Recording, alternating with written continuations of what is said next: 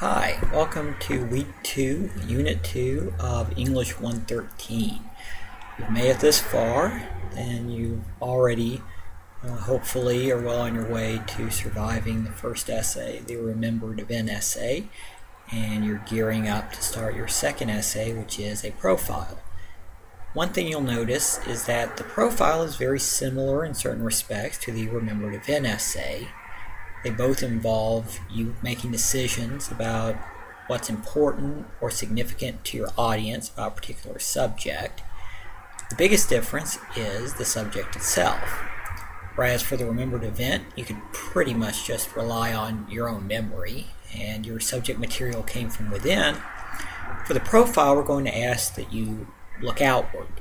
Define a person, a place, or a group that you can introduce to your audience. Now, to do this, you are going to have to do a little bit of research. What form this research takes is going to depend largely on your subject. It may be an interview. Keep in mind that interviews can be conducted through email, through text message, by phone, or face-to-face. A number of different ways of doing interviews.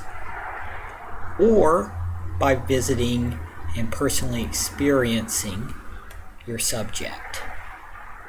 Now, there are a number of excellent examples in Chapter 3 of this St. Martin's Guide, so hopefully you will take a look at some of those. You'll notice that what they all have in common is that they use their subject as an avenue to enter a much broader topic. For example, you read what appears to be a profile of migrant workers in a lettuce field, but it opens into a much broader discussion of immigration policy and economics. So as you're doing your profile, you might think about how it can allow you to express an opinion or a commentary on a broader subject that might be of interest to your audience.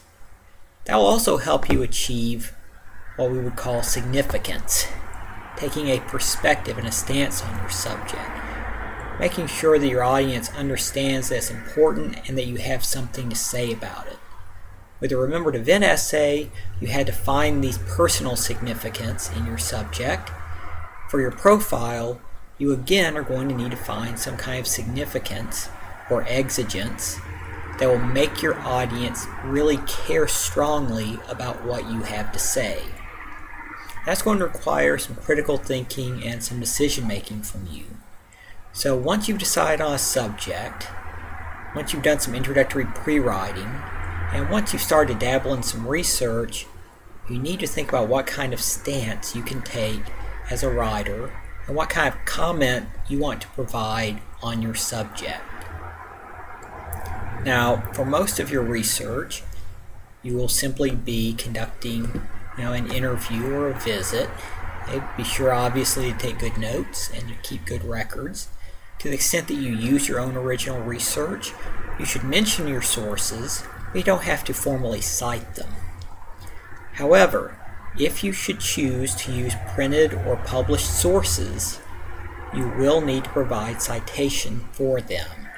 Okay, in this class we're going to use MLA, Modern Language Association citation. And if you look in the St. Martin's Guide, Chapter 27, and also the Writer's Brief Handbook, Chapter 11, you'll get a short guide to how to use MLA citation. A little bit later on in the semester, when we're doing more formal analysis, you are going to have to know how to use MLA citation, so it might not hurt to go ahead and have a look now. But again, if you choose to use only your own personal sources, you need to mention but not cite them. Okay? Only cite the ones that are found in outside published forums. If you have any questions, as always, please let me know through the course messages on the Blackboard shell. Good luck with your second essay, and keep working hard in English 113. Thanks.